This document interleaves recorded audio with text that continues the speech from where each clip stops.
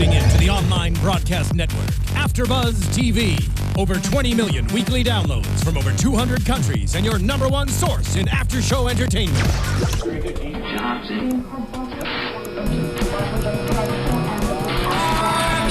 AFTERBUZZ TV, the destination for TV superfans. Producing aftershows for over 300 of your favorite TV shows. Interviewing celebrities and showrunners. And bringing you behind-the-scenes exclusives. All thanks to E! Entertainment's Maria Menounos, producer Kevin Undergaro, and internet leader Akamai.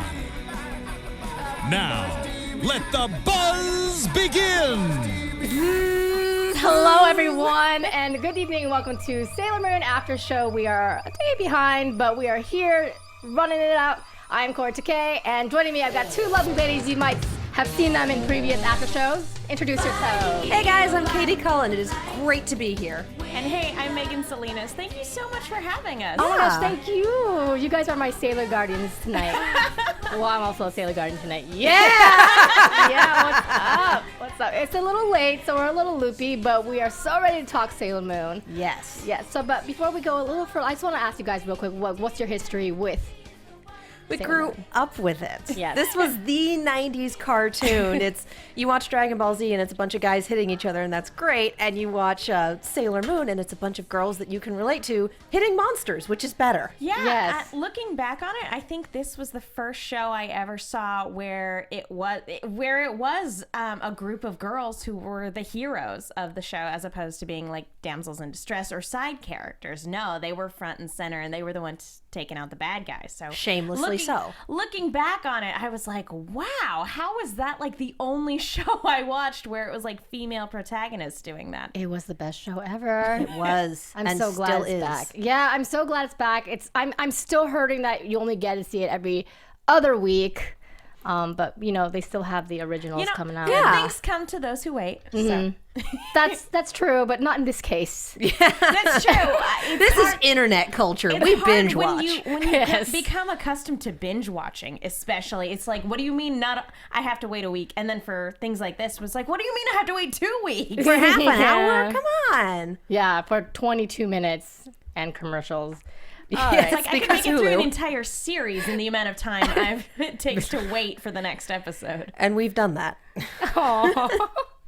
All right, so let's talk about the show. It is Sailor Moon Crystal Act 4 Masquerade Dance Party. Did I say masquerade right? It's really Yes. weird. There's a lot of English words I can't say right. Cue up the Phantom of the Opera music. Seriously. What? Paper faces on parade. Masquerade. Hide your face so the world will never find you. Aw. I love that movie. This is why these girls are on this panel. Yes. For the musical references above all else. And because they love Sailor Moon. That too. So now we've Secondary to the musical references. got secondary. What? Get out of here. out. Get out. No, I'm in the middle. I'd have to walk around you and it would be awkward. It would. It would be awkward for everyone. So let's move on. All right. So we've now got 3 official Sailor Guardians, and the show starts off with who is Mamoru Chiba, right? Friend or foe? And we get a lot more information. He's a little in love with this mystery chick, even though Luna always calls out Usagi every single time, which would make it pretty obvious, but that's okay. I think by the end of this episode, I think it's fairly. I think if he's as smart as we think he is, I think he's been able to piece it together by the end of this one. 90s anime characters are never as smart as we think they should be. That's true. Everyone's kind of got the Clark Kent thing going Yeah. on where you take off the glasses and no one knows who you are. Or you put Evidently the it mask, works. whichever it is. Yeah, that's true. A mask that is basically the equivalent to a pair of glasses. I have a hard time looking at the way, you know, he's drawn in this one and the way that they do Sailor Venus in this one with the mask and everything like that. And everyone's like, who are they? It's like, seriously, guys? Seriously? He's still hot, though. Well, very yeah. I miss the roses, though. I know. They were talking a about that. 90s anime only thing. He just yells now. It's not as much fun. He yells and falls off buildings. Hides behind pillars, like, let's see if you need any help. My work here is done. I feel like But you half the didn't do time he doesn't anything. even have the top hat as much anymore either. Yeah, but No. he's still a hunk. Yes. Well, that's yeah. very true. He wears tuxedos in random places. on the bus. And a suit on the bus He's because a why high not? school student who goes around wearing a tuxedo in the middle of the day. Who does that? Yeah, right? Well, Tuxedo mask. Tuxedo common. well, let's talk about him then. Let's talk about his relationship with Usagi, because I feel like in this particular episode, we really got a meet moment with them, because you know he kissed her while she's sleeping. A little stalker. That's creepy. It was a little She's creepy. not awake to consent. That's creepy. But her mind felt it. Like she was sleeping. That's even creepier. And her mind was like, "Wait, this feels warm. This feels familiar." Again, granted, they're trying. It was a weird scene, but they were trying to be true to the manga, because it's been a long time since I've read the manga, but I think that's what happened in the manga too. Which again, when you're used to, you know, you have this 90s nostalgia and you look back on that with nostalgic glasses, I feel like we're overly critical of this particular series because of the nostalgia goggles and everything like that. But that being said, it's like it's still a little creepy. It's still creepy. It's still really creepy. I found a girl on a bench. Kiss time. But see, for me, I felt that it wasn't creepy only because we know the backstory. Yeah, we know their history. For anybody watching for the first time, it is kind of like that's odd. But you know, we know they're soulmates, and she's out there wanting to get a dance partner. She loses her 2 other sailor buddies. And that was She a runs good... away from her Yeah. 2 other sailor buddies. That wasn't their fault. God, she gets excited quite too quick. But that was the scene where they danced together actually was really so great. cute. Oh, yeah. Up until the point when he ran away. Because of Luna. I must go. My planet needs me. Yeah, He's the only one without a planet that still needs him. But it was the first, like, well, in the previous episodes of Sailor Moon Crystal, we see that he is kind of intrigued by her. We see that, especially when he sees her disappear into the bus, into the abyss. But this is one that we really see him caring about her, which I really liked and I really appreciated. Especially that part when they're dancing and she's saying that the big thing was that she felt warm touching him. And so I just love their romance, and I got like... It was adorable, yeah. I was really feeling it. Like, even live action people couldn't have done it better for me, man. I was like, oh my God. Because you're just You like, shipped this before you knew what shipping was. So It's amazing. They belong together. They do belong together. And, you know, she saves him when... Well, first... She falls off the balcony because, what's her name? Princess D pushes her off. Princess D, by the way, I mean, that has so many different variables in there. But Well, and I didn't know, obviously, you know, when you're a kid, you don't notice, but this is something that anime and manga does a lot, is they'll take the first letter of something really well known and then leave it blank, and it's supposed to be kind of a reference to that thing. so what does the D stand I think for? because of the time when this series originally came out, I think it was supposed to be a reference to Princess Diana. Ah. which didn't really pan out as far as character design goes. Yeah. No, not at all. No. So, yeah, I mean, well, really quick about Princess D. Was she supposed to be hot at the end when her glasses were When on? her glasses 'Cause I was came on, like, yeah. I think so. What? No, I think that was the point, was that with her glasses on, you know, it's like, oh, she looks like Melvin, ha ha ha. And then when the glasses come off, she's this very, very pretty girl with these big blue eyes, and she's, even though she can't see anything. Blind as a bat. Yeah, exactly. It's one of those things where it's like, well, okay, appearances aren't, you know, things aren't always as they appear. Yeah. But then why would you sculpt the big crazy glasses into the diamond? That's what doesn't make sense to me. You want this lovely sculpture of the princess and you put the spiral glasses on the eyes. Like, yep, moment ruined. I think that's her MO, you know? She just knows herself as spiral glasses. And Could be. maybe she feels hot that way. Who knows? Yeah, maybe she's like, I'm a princess. I can do whatever I want. She is a so princess. this is this priceless diamond that has my silly glasses on it. It's just my thing. I We're kind of gonna want those carve silly glasses. my image into our kingdom's greatest treasure. Me. Because my name matches the kingdom. I'm going to What upgrade up? these glasses. You know, I think you can probably go to a Halloween store and find some spirally glasses awesome. like that. They're really, I was going to say cute, but they're actually really not cute. That would be me lying. Yeah. You could pull them off, though. I don't think anyone can pull them At off. a convention? I was gonna say, that's maybe true. not on a day-to-day basis, but No. maybe for Halloween. Yeah, that too. So, what did you guys think? Well, I know we're talking about this a little bit, but what do you guys think of the way they portrayed Tuxedo Mask and I was going to say Serena Usagi's just their interaction in this particular episode, because I think that was the really big part of this episode was that, and then obviously the reveal of the four kings and what they're up to and all that stuff. But yeah. Because it hits so many of those nostalgia buttons for me. It is very the entire episode I was just going, "Aww." Yeah. And especially the scene when they fall off the balcony together and she uses the pen and it creates the umbrella. That was that particular shot was pulled directly out of the manga, and when I recognized it I was like, "Oh, that's perfect." Having not read the manga, the umbrella came right out of nowhere for me. It's like, this, we're going to Mary Poppins it up in here. Okay. Well, it doesn't come out of nowhere with Usagi. I didn't know The concept of it. I didn't know the pen could change into things, though. That's cool. Yeah, it's pretty cool. Now she has everything in a pen. Pretty much. That pen You'd think could she do could whip out a anything. sword. Pen mightier than the sword. Oh, wait. It's both. That would be great. Yeah, I would adore that, but she would hurt herself with it. Let's be real. yeah.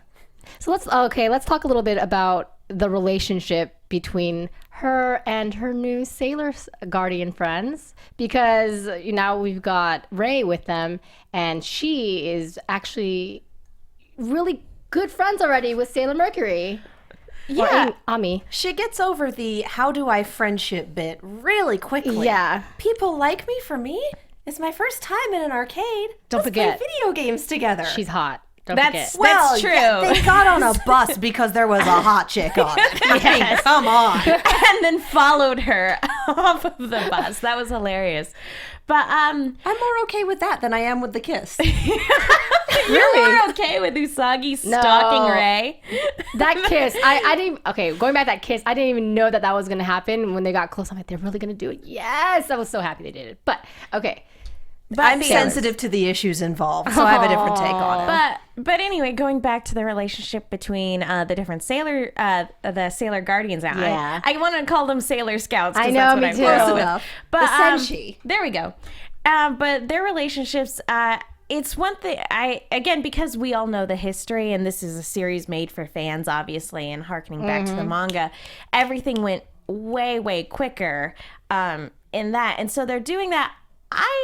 So in that aspect, I can appreciate this episode because it's a we get time to spend with just the three of them, which, going back to the original series, we had just the three of them for a good while. Yeah, we did. And so it was nice to have an adventure where it was just the three of them and the three of them talking and planning and trying to sneak into this party and everything like that, which, how did that even work? They weren't on the list. it kind of felt like more like the two of them and Sailor Moon, because they were together the whole time. They formulated the strategy, and Usagi was basically got them in, and then was just running around doing her own thing. And Have a good time, guys. I'm gonna go be a princess. And now that they have meetings at the arcade, she was late because she was late for school, and they were learning.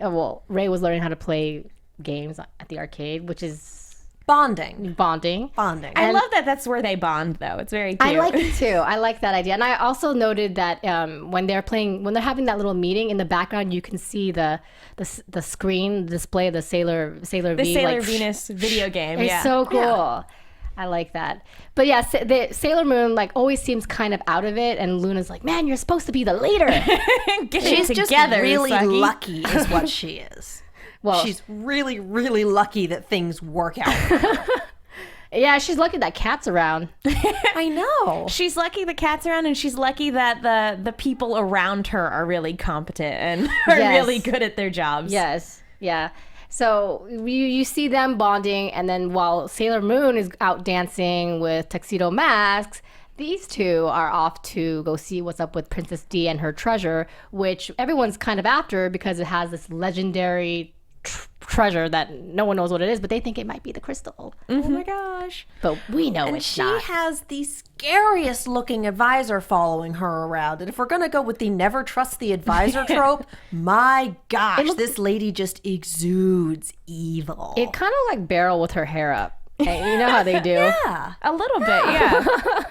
And Ray always notices right away, I don't get a good feeling about this chick. So they went up the stairs, and then this chick turns into, I forget, I think it was Not a chick. Nephrite, right? Nephrite, yeah. Who Is looks it like a chick. Nephrite or Nephlite? Because when in the original series, they pronounced it Nephlite, but I know in Japanese, the R's and the L's, it's kind of hard to tell. I think in this case, it's Nephrite. That's the way it's spelled. Let's in the go with subtitles, it. Yeah. Let's go with it. So we're gonna go with it. So he possesses poor little Princess D once she has her treasure little treasure chest. Then she's knocking people out windows. Yeah, and suddenly throwing she people has across the power. room. She goes into the ballroom and this whole smog permeates, and then Sailor Moon has to run out, and she falls out, and the Sailor Scouts stop her. A lot of craziness ensues. Shenanigans. Yeah. And then, Sailor Moon turns into her. Well, let's talk about transformations, actually, because you guys never told, because you haven't been on this panel yet. Yes. What do you guys think of this new transformation compared to the, original? I am conflicted Okay. because whenever it first starts up, it's really cool, it's really colorful, but the 3D aspect of it throws me off a little bit.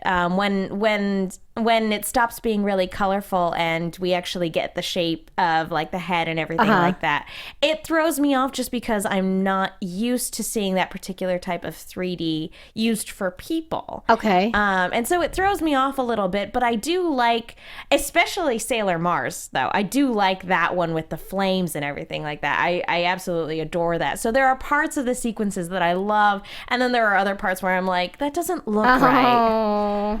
What is anatomy? It gets me every single time. We have the noodle arms and the weird poses, and it's like, the water is great, the fire is great, the special effects are beautiful. Human limbs don't work that way. Yeah. And it just pulls me right out of it, because every time it's like, this is beautiful. Are you in pain? I have no problem with Every it. time. Well, and love again, it. they're trying to, and I know what they're trying to do. They're trying to go back to the art style of the original manga, but I don't want to doesn't harp lend on something itself for to being animation. Yeah, I don't want to harp on something for being different, but it looks odd to me. You think so? Just to me. I think it looks personally. phenomenal. I think it looks better than the original transformation myself, but, to each his own. I was curious because I think know it has a higher budget, but I don't think that makes it it has a higher stylistically better. budget. Yeah, I especially love the colors, though. The colors, Yeah. I always get excited at the start because the colors look so great, and then it's about halfway through the transformation where I'm like, oh yeah, I'm not 100% on board with this. Yeah. Okay. Every single time. I was just curious because I know everyone has kind of mixed feelings about it. Yeah, and I'm right there, middle of the road. Okay. Well, pretty soon you'll probably be like, you know what? Maybe. I'd like to see how the other two go, because the first three are all, it's really pretty anatomy. No. So we'll see how the other two follow, because I am interested to see how they'll handle them. Now I'll remember. Next time I see the transformation, I'll be like, well, she says anatomy, and now I'm going to pay attention. I hang out with artists. Anatomy is kind of a thing. And again, to each his own. It's like, I'm not going to harp on anybody for being really, really, who really likes the new one. Because that's totally fine. Yeah, I really like it. Exactly. I absolutely adore it. I think it's great. So let's talk about the demon dude. Which one? The one. There are all four of of them. them. So let's talk about the one that they had to I was actually defeat. really surprised that Jedi was still alive. I know. Didn't you get immolated last episode? I knew he was going to be alive because he just disappeared. He disappeared. Yeah. But I Marvel just, Comics, when he, no body, no death. When he got caught by the tiara and then lit on fire, I was like, holy cow. Jedi died that day. No, I was he like, I don't didn't. remember it being quite that violent when I was a kid. But look at what that higher budget went to. That was a very pretty attempted murder. And all four of them are back, and you notice that they actually kind of pick on each other, like, I can do better than you, blah, blah, blah. Yeah, it's kind of a competition a little Yeah. bit. And we had that a little bit in the old series, too, only in the old series it eventually, ended in murder for one or two of them. Here, I think it's more kind of a little bit more of a friendly camaraderie. But yeah, still kind of petty picking on How people. friendly can these evil guys be? That's true. My point is, I don't think it's going to end in murder. I think they're all still on the same side. It's just kind of, you're not rubbing elbows. You're trying to elbow each other out of the way. I would not be surprised if it eventually ends in murder. Really? Just because if your villains don't innately care about each other, then throwing one another under the bus is not going to be a problem. I almost thought Nephrite was going to kill Jedi in the second episode, the way he was looking at him. So, but he's the one taking care of business in this particular one, and he becomes this all smoky figure. It was his shadow. His shadow. And the only way to destroy this shadow, because Mars's fire doesn't work, or her, what's it called? What is it called? Her seal. Exorcism? Her opposite exorcism, It's an whatever. exorcism seal. Yeah. So Sailor Moon, by the way, who gets a new tiara. Yeah, that was because great. the other one melted On because fire. fire. She got a new tiara because to of the power warmth. of love. The power of love. Sure, And let's go with that. I love every ounce of that sap stuff. I really do. I really do. So there he is again, tuxedo mask behind a pillar saying, without the rose, the moon is the only way to destroy the dark, whatever, the light. So she reflects it and destroys him. Yeah, Kind and of. that was kind of awesome to just see Sailor Moon shoot this laser. Yeah. Sailor Scouts with lasers attached to their I like heads. it. I dig it. Yeah, she gets a new accessory, and then it comes equipped with lasers. That's pretty cool. Yeah. Hey, I'm all up for that. I want one. I want her pen. I want her transformation, and I want her laser. Please. Are they going to Stick have with like the a pen. new I line think of, it'll get me into Hollywood premieres. Are they? Yeah, that'd be great. I'd go It can for do that. I'm a anything. princess. It can do anything. It can turn into an umbrella. It can make you a flight attendant. Yeah. As far as I'm concerned, that thing temporarily rewrites reality. Because otherwise, if you say, I'm a princess, people are going to be like, what? No, you just have a pretty dress. But if it rewrites and says, oh yeah, everyone knows she's a princess of whatever, then sure. Sure. I can see that. Reality bending pens. I want it. We all do. We all do. Yes. So Sailor Moon, right? She destroys this smoke thing, and then Nephrite comes out saying, "Well, I'm actually that was only my figure, but here am I with my three brothers, and we're Me and my buddies. gonna Me and my get this, posse." Yeah, we're gonna get this legendary crystal. We're gonna destroy you. You are going to obey the ruler. Blah blah. All the scary stuff. Power to our great ruler, yada, Yes. yada, yada, dark, evil. Yes, all that stuff. Evil plan, evil plan, evil plan. And then Wahaha. And then we have well, actually, I really want to talk real quick about Luna's asking Tuxedo Mask, "Are you a friend or foe?" And he's like, I might be evil because I'm after the same thing. I want that legendary silver crystal. What up? Way to get them to trust you. I know. Holy cow. I know. I could be your enemy. Bye. I think at this point he doesn't even know. He's like, I don't know what you guys. Yeah. Well, and What's I your know you vendetta? guys have talked about it on previous AfterBuzzes about how, in the previous series he's always been really conflicted. Like for a while he didn't even know he was Tuxedo Mask. Have we established whether or not it's going that route for this particular series, or in terms of like what his motivations are and I think everything? we're gonna get it pretty soon. Especially at the pace that this particular series is going. So I think that we're gonna get that. We'll get to it sooner rather hopefully. than later. Yeah, within a year we're gonna get it. Within a year, shoot. And so this episode ends with a snippet of our girl Sailor Jupiter.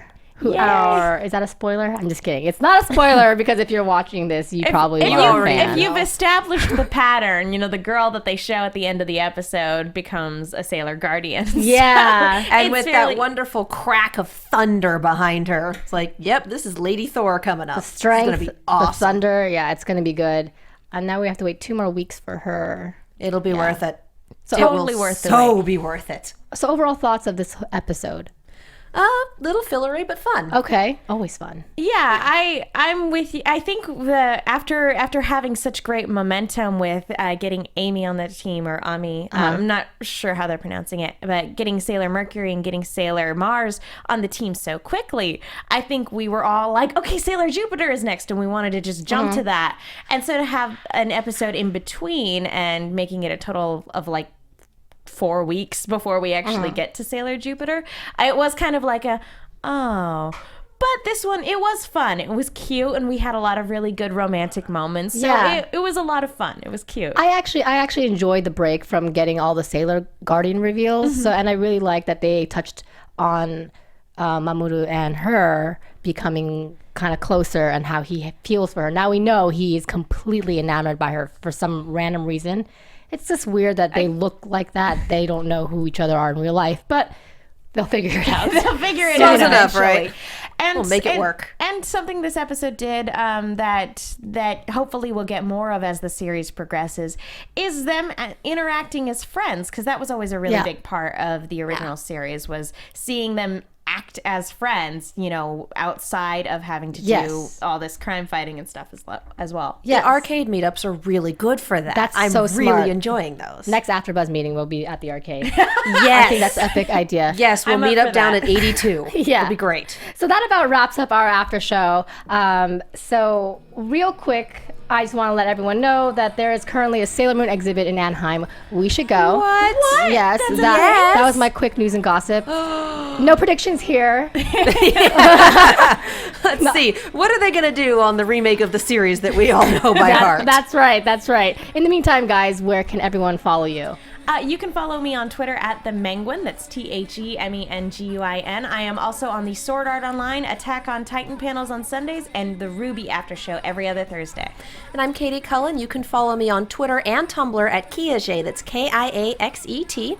I am also on Sword Art Online and Attack on Titan on Sundays and Ruby on Thursdays. And I'm also on Legend of Korra, also on Sundays. That's why they're best friends. We were friends before. And actually, I did a spotlight on with Jeremy Lee this past Sunday, which she's the new voice of Sailor Venus. So Nice. go and check that out because she's awesome. Didn't you do one with Sailor Moon as well, the voice? Yes, Stephanie Shea. Check her out too. Check those out because they're probably pretty awesome. They are. They're really There's cool. no Yes. probably about it. They are. Yes. And you can follow me at KAORIOUS on Instagram as well as Twitter. We will catch you guys next week. From executive producers Maria Menounos, Kevin Undergaro, Phil Svitek, and the entire AfterBuzz TV staff, we would like to thank you for listening to the AfterBuzz TV network. To watch or listen to other after shows and post comments or questions, be sure to visit AfterBuzzTV.com. I'm Sir Richard Wentworth, and this has been a presentation of AfterBuzz TV. Buzz you later. The views expressed herein are those of the hosts only and do not necessarily reflect the views of AfterBuzz TV or its owners or principals.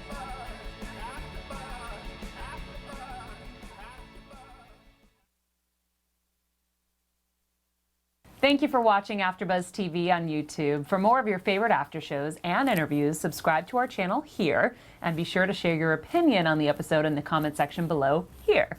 We'd love to see what you guys are buzzing about. Thanks again. Buzz you later.